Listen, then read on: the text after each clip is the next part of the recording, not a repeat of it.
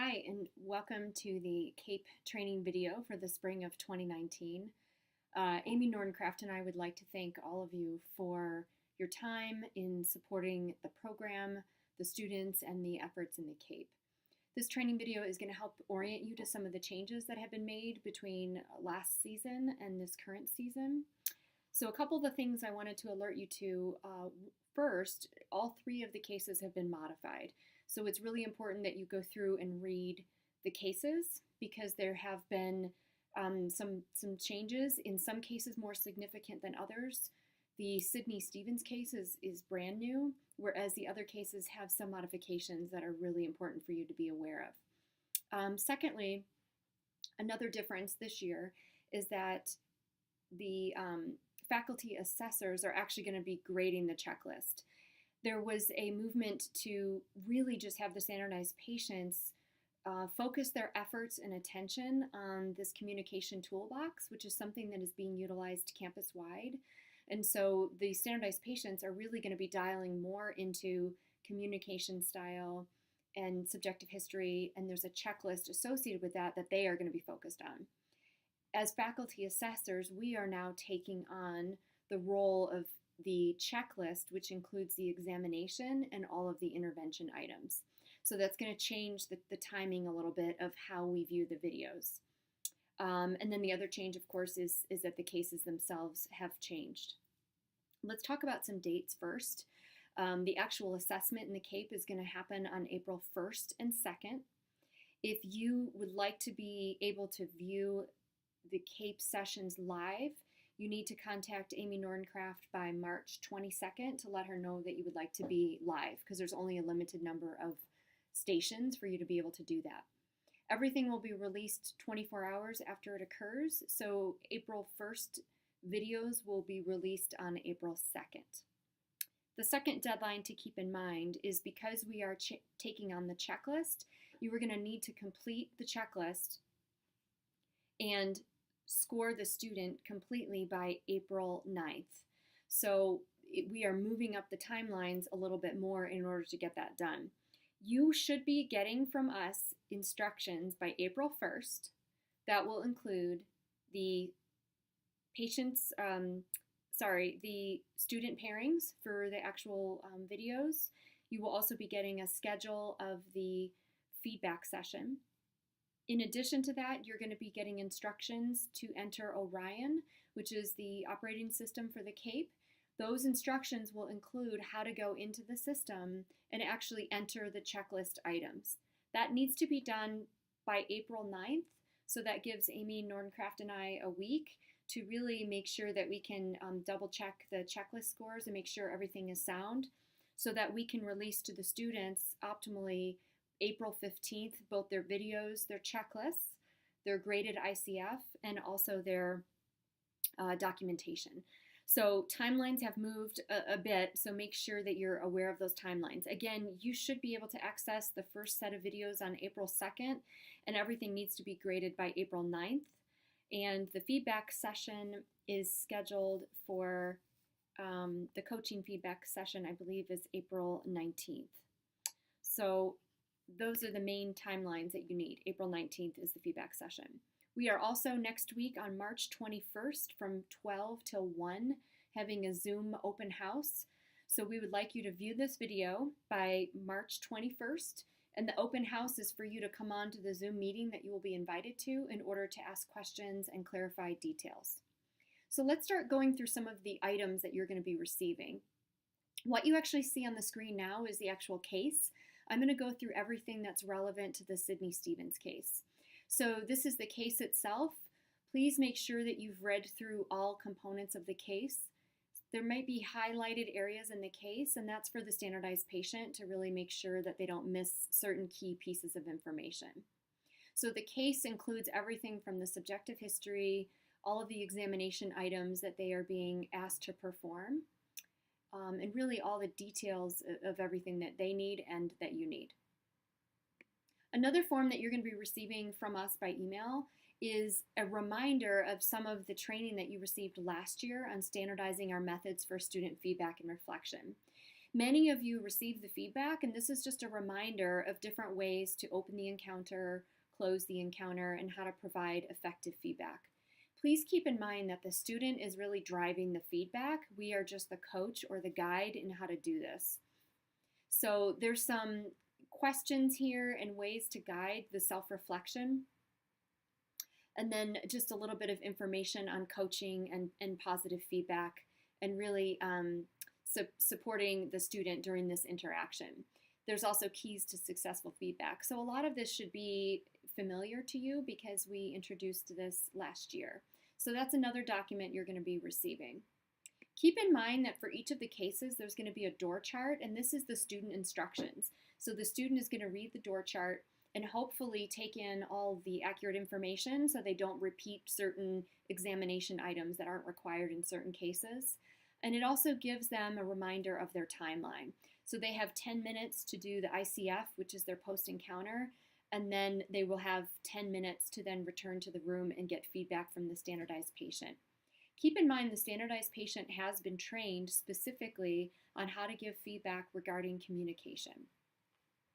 So oftentimes you'll see that students want to gravitate towards psychomotor skills and talk about things that maybe they forgot to perform or how they performed them. But the standardized patient is going to be coached to redirect the student back into talking about communication and rapport. So that's another item you're going to receive, which is the door chart. In addition to that, you're going to receive a form that includes information on medical history. So the one I've put up here on my screen is a medical history form. So that also includes the patient-specific functional scale, and then for this particular patient, it is going to have the ODI. For the Mary Bradford case, keep in mind that it's going to be an examination summary. Since it is not an initial examination, the student is going to receive what's called the examination summary, which is a summative narrative in the form of a note of what occurred in the visit prior to the visit that the student is seeing Mary Bradford. The other thing that I want to alert you all to is the checklist item. So you can see from the beginning that all of the checklists are going to have very similar communication checklist items. So it's greeting the patient, it's a roadmap for the interaction, open-ended inquiry. The standardized patients have been trained in each of these areas, and so they really do, I believe, know how to recognize each of these things. Again, this is coming out of a standardized communication toolbox that's being utilized across programs on the campus. So standardized patients have been really trained well on this because they're using it across programs, and that includes the physical therapy program as well. So it's up to you if you still want to kind of look through some of these items as a student is going through their subjective history, but you will not be responsible for capturing information related to that section. You will, however, be capturing information related to the next set of items starting at the physical examination skills. The total number of skills that we have for the exam and intervention is anywhere from 15 to 17 items that you are going to be responsible for. We tried to really regroup and go back to the checklist items to include those that we deemed to be the most essential items that should be there in the examination and in the intervention. So you can look through that. For each case, it's going to be different, so please make sure that before you watch the videos, you're ready and are familiar with what the items are that are on the checklist.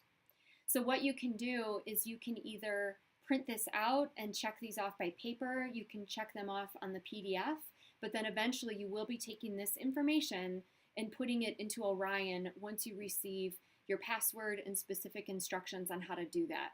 It's the Orion program that it's going to help compile all the information that will ultimately give us their CAPE grade. The learner is also doing a post-encounter, which is actually an ICF.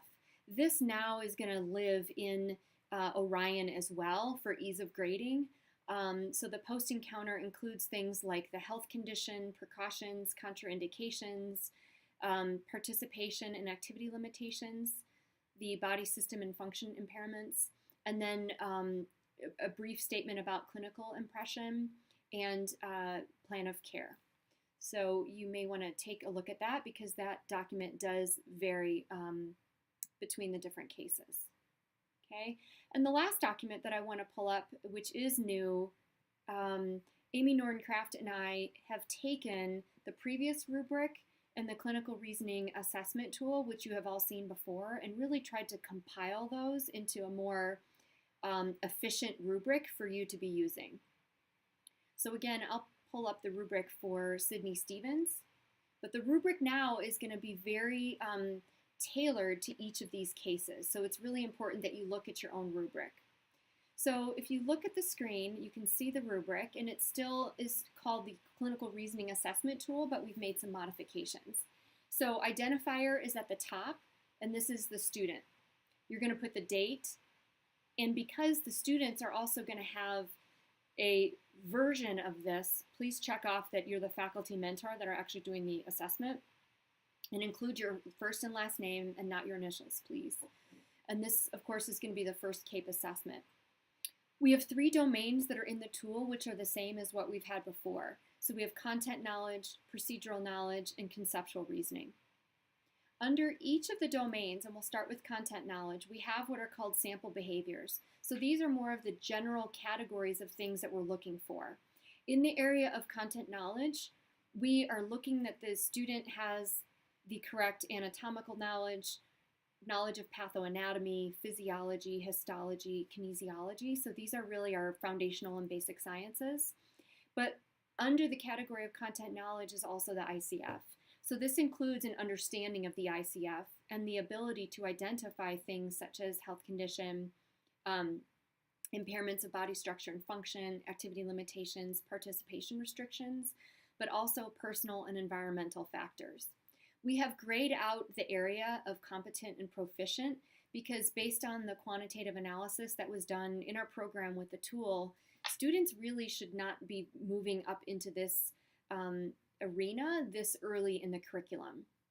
The reason why we have a hash mark here at beginner is we now feel strongly that students need to be really over this 50% mark in the beginner category with this particular tool. And so what we are going to do is we're going to capture students that fall below the beginner and determine if we need to do some form of remediation with that student. If you do mark the student below the 50% mark for beginner, could you please include additional comments as to why you made that particular choice? Please continue to put an X along the continuum here so it's very clear to us where you are marking that student. Also, stay away from doing an X and then an arrow to another X, like a range. We really prefer you to pick an actual mark on this visual analog scale. That would be very helpful to us. What we've done that's different, and thank you Megan Hernandez for your input, is we have put specific items that fall under each of the categories. So you have your sample behaviors at the top, which is more of a general guideline for how the student is doing, but we also then have more specific information under each of these categories to help you make decisions that are specific to that case. Some of the feedback that we've gotten about the tool is that it's so general, it's really hard to dial into where the student lands in a specific case. So with the help of the clinical reasoning team, we took specific things that should be occurring throughout the encounter and put them into the categories of beginner and intermediate. These are different between each of the cases. So it's really important that you read through these. The sample behaviors and the statements below are really going to help drive some of the conversations in the feedback session, especially if you perceive that there's a deficiency. The second section is psychomotor skill. And so what psychomotor skill includes is, are they choosing the appropriate test and measure? Are they choosing the appropriate intervention? Are they safe throughout the encounter? But then also, can they effectively perform the test, measures, interventions? Procedural knowledge and psychomotor skill also includes effective communication strategies. And this can be verbal and nonverbal. And the specific items in each of these categories is going to capture that for you. And again, it's really catered to your specific case. So for example, in the Sydney Stevens case, are they able to identify basic safety? And so is the student do they have an awareness of watching the patient move around or make changes on the table? Do they perform some of the more foundational or basic tests and measures, including the neurological assessment, active range of motion? And then it also tries to benchmark a little bit of what their accuracy is. So if they have limited accuracy in performing tests and measures and interventions, that's more of a beginner. If they have more confidence and efficiency in performing tests and measures and interventions, then we may put them into the intermediate category. So Amy and I would like you to familiarize yourselves with the rubric prior to using it so you have an idea of what is there. But this is now going to be really the second layer. The first layer is the checklist, and the second layer is a little bit more into the detail of what the student is doing during the encounter that moves away from just checklist items. The third category, conceptual reasoning, what this includes is the student able to justify their decisions? Do they have a solid rationale? Do they look like they're adaptable in the case? So are they flexible, and are they adapting to what is happening based on how the patient is responding throughout the encounter? Do you believe that they interpret the examination findings appropriately? And this also includes interpreting information coming from the patient. Are they able to apply what they're interpreting across all ICF aspects of the ICF? So a solid justification for test measures, interventions. So basically are they able to justify the decisions that they're making? We believe that a lot of what's happening that is relevant to this particular domain doesn't really happen until you get to the feedback session. So we would really like an emphasis to be on what the student was thinking throughout the encounter. So again, the preference is not focus as much on the psychomotor skill and maybe the knowledge, but how are they integrating all of these pieces, including the knowledge, the psychomotor skill, and then the patient in front of them? How are they integrating all of this information? And that's really the clinical reasoning, or what we're calling the conceptual reasoning domain. These are the sample behaviors at the top. You can use these to drive the conversation and formulate questions during the feedback session. And then below, we have, again, some of the sample behaviors that we would expect to see for each of the different categories. Students may not necessarily hit the 50% mark here.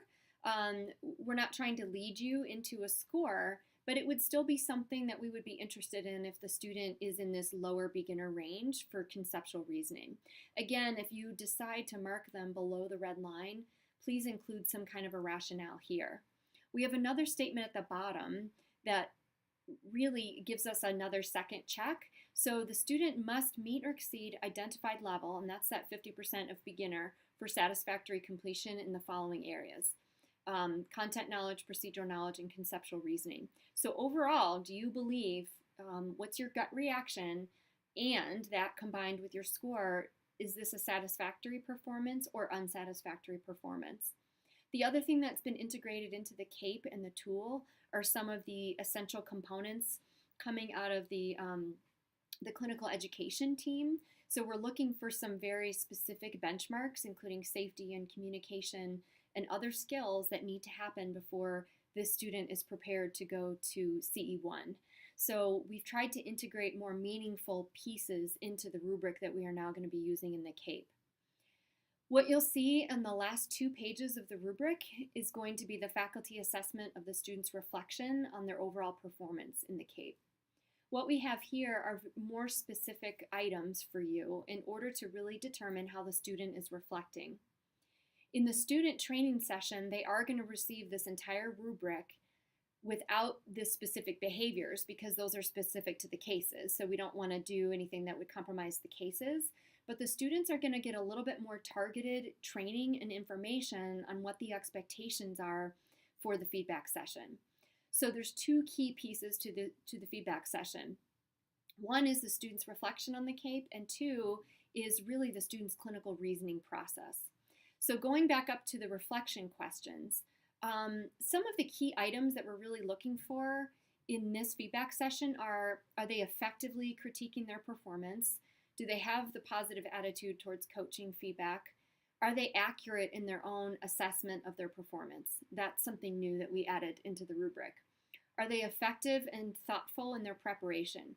We expect students to prepare for the feedback session.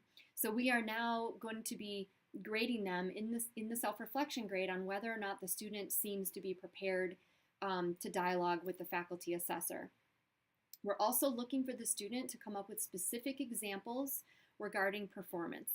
And again, it doesn't have to be psychomotor skill, but examples that include they should have been paying attention to how the patient was responding or communicating, or maybe they really neglected to include the priority activity limitations and goals of the patient in the session. Those are the types of things that we're looking for the student to reflect on. And then lastly, we would like the students to come prepared to discuss goals that they have for themselves based on their performance in preparation for CE1.